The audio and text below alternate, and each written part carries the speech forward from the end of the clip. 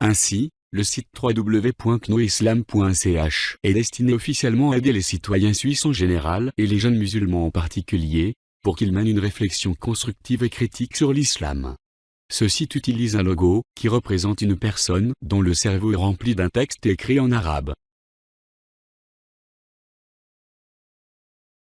Malheureusement, on constate un fait particulièrement grave. Quand on regarde de plus près ce texte, on constate qu'il s'agit d'un verset du Coran dont la connotation raciste pose de graves problèmes pour le vivre ensemble et le respect de la liberté religieuse. En effet, il s'agit du verset 22 de la sourate 8, qui déshumanise les non-musulmans, en les qualifiant ainsi, les pires animaux auprès d'Allah, sont, en vérité, ceux qui sont sourds et muets. Ils ne réfléchissent pas en refusant le message du Coran. Pour comprendre plus précisément ce passage, on citera le verset qui suit, « Et si Allah avait reconnu en ces personnes le moindre bien, il aurait fait qu'ils entendent.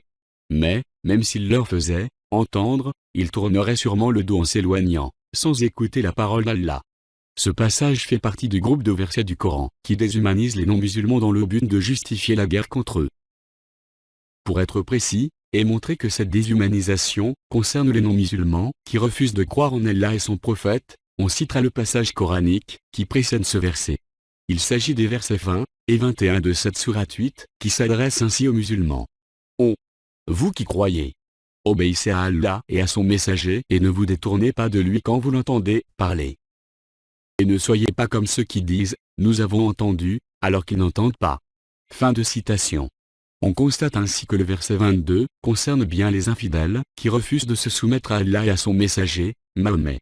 Pour comprendre la signification exacte de ces versets, on écoutera des imams qui sont invités en Suisse.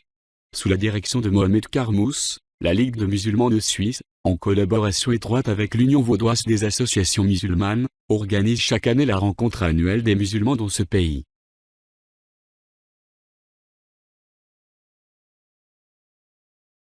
Lors de ces réunions, des imams comme Amr Abdel Kafi et Annie Ramadan ou des personnalités de l'Union vaudoise des associations musulmanes comme Pascal Gamperli, donnent des conférences destinées aux musulmans de Suisse.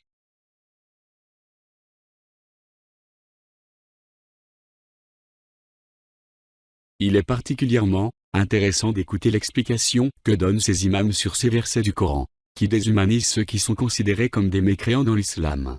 Dans la vidéo qui suit, on peut voir un enfant musulman réciter le verset qui illustre le logo du site diffusé par la Confédération suisse, et l'imam de réputation mondiale, Amr Abdel Kafi, donner l'explication de ce verset.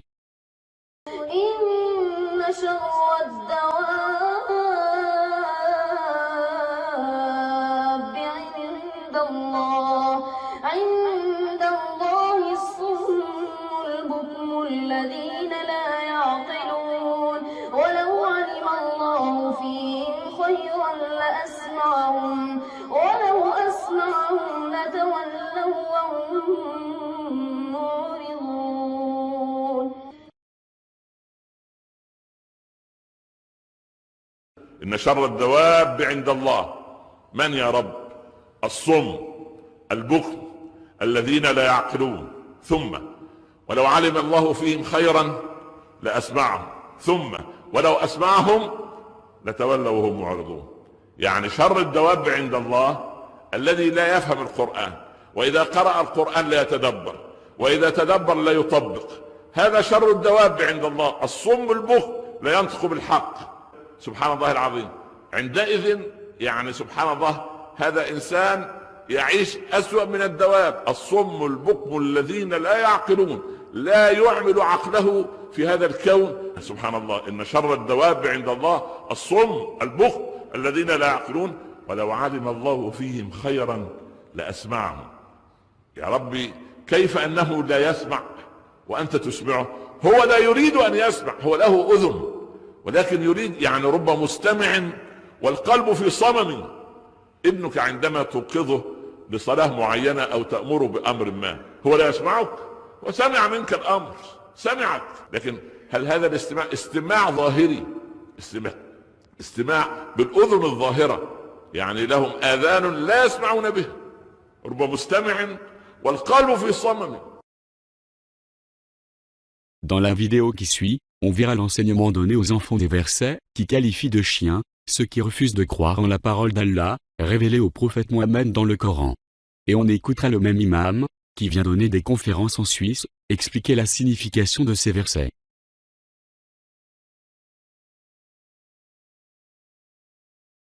واتل عليهم نبأ الذي آتيناه آياتنا فانسلخ منها فأتبعه الشيطان فكان من الغاوين واتل عليهم نبأ الذي آتيناه آياتنا فانسلخ منها فأتبعه الشيطان فكان من الغاوين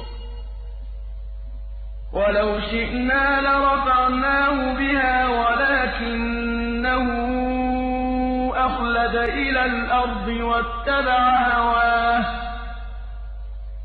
ولو شئنا لرفعناه بها ولكنه أخلد إلى الأرض واتبع هواه فمثله كمثل الكلب إن تحمل عليه يلهث أو تتركه يلهث فمثله كمثل الكلب إن تحمل عليه يلهث أو تتركه يلهث.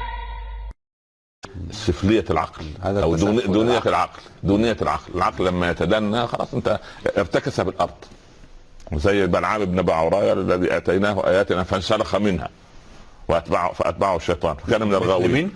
بلعام بن بعوراء هذا الذي اللي كان ربنا آتاه الله العلم والحكمة